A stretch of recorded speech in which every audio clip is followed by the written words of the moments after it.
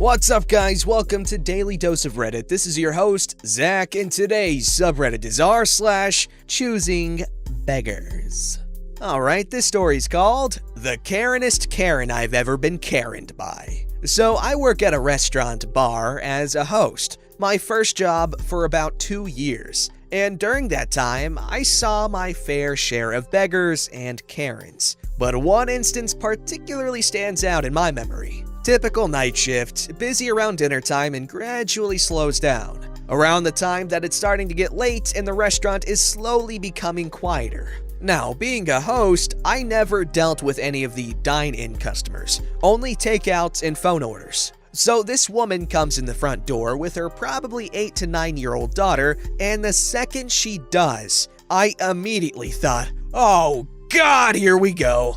As she had the full stereotypical Karen look. The haircut, soccer mom capri pants, expensive sunglasses, the whole shebang. She walked up and, of course, I greeted her with a friendly smile, to which she replied that she was there to pick up a takeout order. I pulled up her order to take her payment, and it was a pretty hefty order, around $150 to $200 if I remember correctly. She tells me she has a coupon, which is usually a lifesaver because it makes the process so much faster. So I take a look at it. It was for something like a free kids meal, but I quickly noticed that the coupon had in a large, bolded red font, dead center on the front, "Dine in only." I hand Karen back her coupon and, as politely as I can, tell her I am unable to accept this coupon since it only applied to dine-in meals. Karen did not like that. Not at all. She proceeded to correct me and tell me that the coupon was, in fact, valid, because I was a 16-year-old working at minimum wage. Obviously, I have no clue what I'm talking about, right?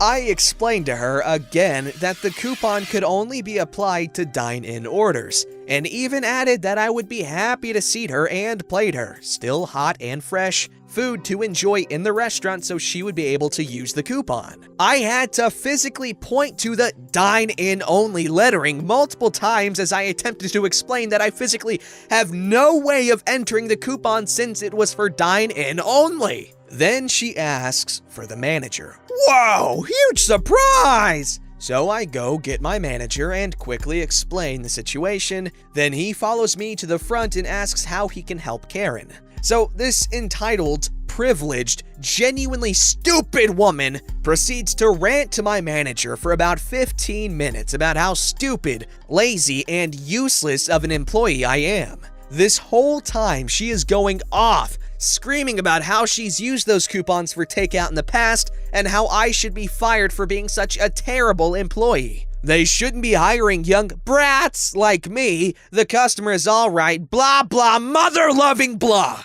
She also mentions multiple times how she has come to the restaurant for years. Therefore, they should make an exception for her. At the end of her rant, my manager, a tall, white, middle-aged man who's usually very trusted by Karens, asks to see the coupon she brought in. He did not hesitate at all to point out the dine-in only print written on the coupon, and proceeds to explain to her the exact same thing I had previously explained to her 16 times. At this point, Karen is so enraged, I can clearly remember seeing smoke shoot out of her nostrils while the vein in her forehead was about to erupt. Finally, and begrudgingly, accepting that the coupon could not be used, she hit us with the, "Fine, I guess I'll just pay for it." Now, it is at this point I will remind you that her bill was fairly large. I'm also going to point out that this was a Boston pizza, which is notorious for overpricing food. So my manager walks away and I tell Karen her total and ask how she is paying. She looked at me with the most evil stare I've ever seen in my life as she began screaming about how expensive it was. She insisted I had the wrong order because there is no way it could be that much, which led to me reading out her entire order and listing the price for each dish, while Karen sat there trying to do the math in her stupid little brain. After another 5 minutes or so of haggling with her about the price and getting screamed at the whole time, Karen finally decided she had had enough and screams, "You know what? I don't even want the food anymore! You just lost a customer!" before stomping out. Never have I felt the amount of satisfaction as I did when I waved goodbye to her with the biggest freaking smile on my face. Bonus! I also spent 10 minutes on the phone once with a man who did not understand the concept of, if you are outside the delivery zone, we cannot deliver to you. One of my rare male Karen encounters. When I was at the hotel, and the price was a little higher, I always felt bad when people had reservations and they had to pay at the thing. I'm like, oh God, please don't make a big deal. Please don't make a big deal. Even though if there was a problem with the price, it wouldn't even be my fault. It would be, it'd be theirs because they're the ones who wanted the freaking, thing. But wow, that Karen was something, huh? Alrighty, this story is called, They Never Just Stay One Night. When I was 19, I rented a single-bedroom house by myself. I was working 50 to 60 hours as a shift lead for a Tex-Mex place to afford it. It was my place, and I was so happy to have it. Going from a house with 5 siblings where I never had my own room to a house all by myself was amazing. Of course, with all good things come the load of people who want in on it too. Today's tale is about Megan. Fake name. Megan was my 20-year-old coworker who was kicked out of her parents' house. She showed up at work crying on a day I wasn't there. The shift lead on duty called me and asked if I could take her for the night while she figured things out. So I go get her, take her back to her parents' house to get a few things, which ended up filling up my car, then brought her home. A few things about Megan. She is both physically and mentally unstable. She's spent a few days in mental institutes and has been hospitalized several times due to what was later diagnosed as lupus. But that diagnosis wasn't until almost a year after she lived with me. So a day or two after she moved in, she gets a call from the person she gave her cat to the year prior. The cat was sick, and the person said Megan needed to either get the cat or they would have to put it down. So we got the cat. It was obviously neglected and covered in fleas. Megan said she would never trust anyone with a cat again. I told her when we brought her home, she would have to live in the garage. I had a cat with FIV, so her immune system is really weak and I didn't want to risk her getting sick. Well, while I was at work, Megan let the cat in and sent me pictures stated, "See, they get along fine." I talked about taking my cat to the vet to make sure she was handling it okay, and every time I brought it up, Megan would say, "Perfect, and you can take my cat too." No, I'm not paying to have your cat looked at. Her cat was a nightmare and peed on everything. After a few weeks, when it was obvious Megan hadn't found her own place, I told her we needed some kind of formal agreement. So we wrote up a month-to-month lease for her. I should have kicked her out, but I'm a pushover. And between her mental and physical health, I felt trapped. She panicked at almost any form of confrontation. I was worried I would kick her out and she would kill herself, which she almost did. I came home one day and all her pills were lined up on the table and she was missing. She was close to doing it, but called the hotline and checked herself into the hospital instead. When she wasn't in the hospital, we had fallen into a routine. She worked mornings, I worked nights. She didn't have a car, so I would get up at 7:30 a.m., wake her up, go defrost the car, come back in to wake her up again, not so nicely the second time, take her to work, go home, go back to sleep, wake up for my 2 p.m. shift, work until midnight, come home, stay up until 2 to 3 a.m. for a moment to myself, wash, rinse, repeat. I was exhausted and felt like I had no life. Taking care of Megan was my life. She, on the other hand, would go out while I was at work, bring God knows how many guys back, hit on guys I brought home.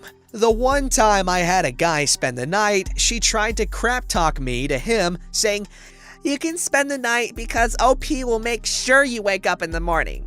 just a heads up, she can be a B-word about it. Like, excuse me? You are a grown-ass woman living on my couch who can't get herself up for work. I'm sorry I'm not gonna hold your hand and help ease you up every morning.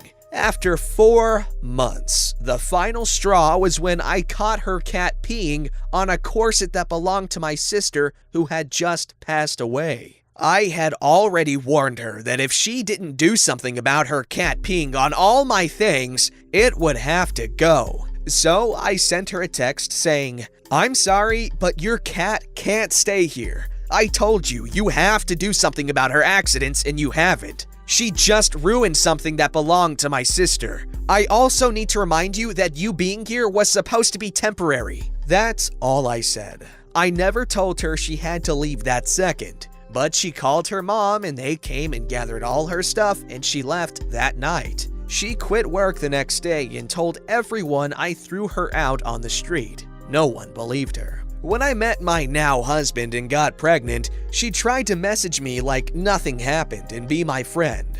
I don't understand why several people thought my pregnancy was the time to reconnect. If I didn't want to be around you when it was just me, why the hell would I want you around my kid? Added to add, yes, she did pay rent. I can't remember the exact amount as this was over 5 years ago. Okay, yeah, that sounds like a hell of a situation to be in. Emphasis on hell. It's a really unfortunate situation when you have to really take someone's mental health into account when you're trying to be honest with how freaking annoying they are. So yeah, I can definitely sympathize with OP here. But, at least it worked out in the end. This story's called Choosing Beggar Attempts to Scam My Uncle for Free Pizza and Gets Busted. Wow, I guess you could say that Choosing Beggar's quite the nut. Please tell me someone got that. Hello everyone! Recently I've seen a lot of Choosing Beggars posts, so I decided to post one of my own. Sorry for any formatting issues, I am on mobile. Also, take everything in the story with a grain of salt since this is all information from my uncle, so I'm not sure if he embellished certain parts.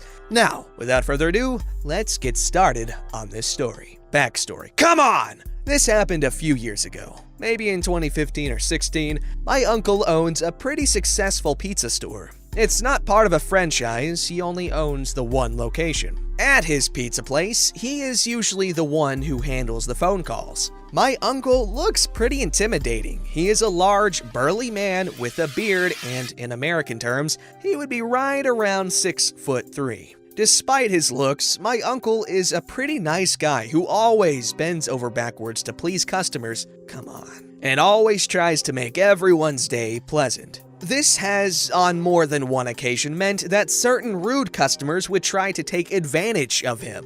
There is one thing in particular these customers like to use: the return policy. My uncle has a return policy that states if someone is unsatisfied with their order, they can return it intact with their receipt within a 24-hour time limit and either get a refund or 2 new pizzas of their choice. This is the story of one of those customers. On a particularly slow day, my uncle gets a call from a man. He will be called Choosing Beggar.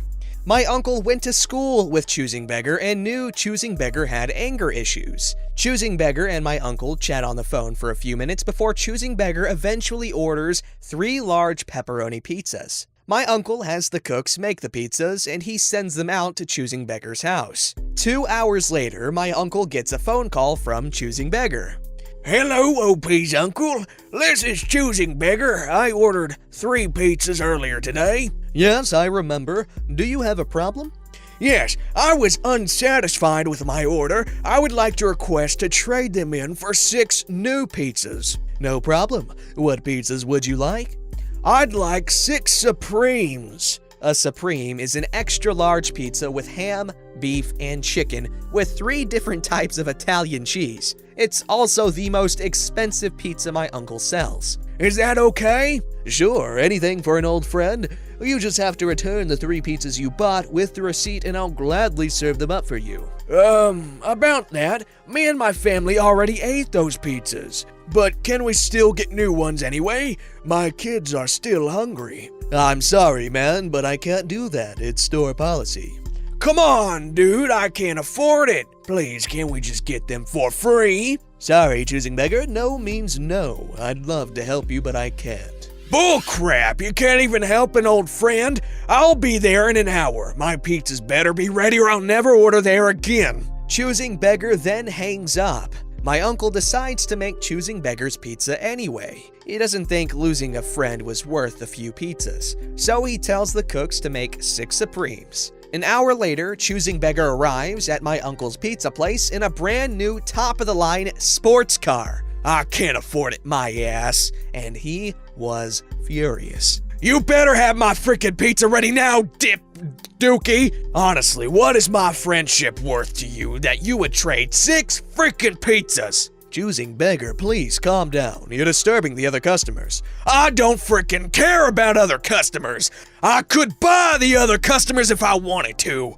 Give me my goddamn pizzas. The customer is always right. Choosing Beggar then proceeds to freak out because of his anger management issues, starts trashing the tables and chairs. My uncle then gets up from behind the counter and gets up in Choosing Beggar's face and tells him to sit down and that his pizzas would be ready soon. Since my uncle was a big, burly wall of a man, Choosing Beggar sits down with a whimper. My uncle already had his pizzas prepared, but after that outburst, he sure as hell wasn't gonna give them to Choosing Beggar. He called the police and they arrived 10 minutes later. One of them restrained Choosing Beggar and the other looked over the camera footage with my uncle. Choosing Beggar was later arrested and my uncle ended up giving the 6 pizzas away to the police officers as a thank you. This whole incident also inspired my uncle to change his return policy. Okay, so, I love how the uncle handled the situation. He was definitely the bigger person, in more ways than one. However, I don't understand that return policy, because like, how are you gonna be unsatisfied with a pizza you never even had? Unless they got the order wrong, but you know, that could have been fixed at the store. So how are you supposed to return intact pizzas that you're not satisfied with if you've never tried them? Until someone can explain that, I'm gonna have a problem, and it's gonna bother me, I'm not gonna be able to sleep. But yeah, I appreciate how the uncle handled that. He was very mature there.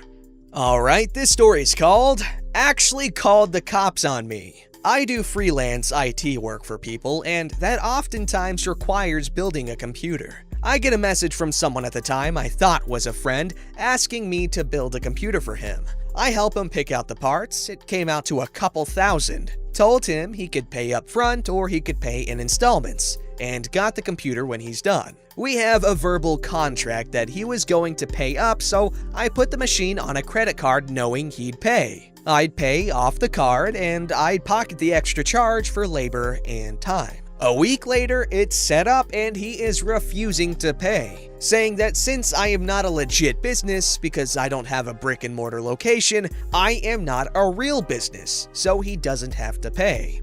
I tell him it's waiting for him to pay, if not I'd sell it to someone else. A couple of hours later, police cars show up and they intend to arrest me for stolen property. I explained the situation, sat them down, and showed them my chat logs with the customer while I offered them coffee. Apparently, he was cited for misuse of 911. I ended up parting out the system to recoup the costs. Oftentimes, that can happen when you try to help someone out, but that shouldn't stop you from doing it anyway. It builds character, but also just be careful. Be careful. Alrighty, thank you guys for watching. Make sure you check out Daily Dose of Memes because that's a cool channel. We put a lot of work into those videos, so please enjoy them, watch them, like them, all that jazz. I don't know why I said that in that order, but I don't care because you get the message. And the message is subscribe to Daily Dose of Memes and this channel, but you'll also hear that in the outro. Don't forget to like, subscribe, and hit that bell to never miss an episode.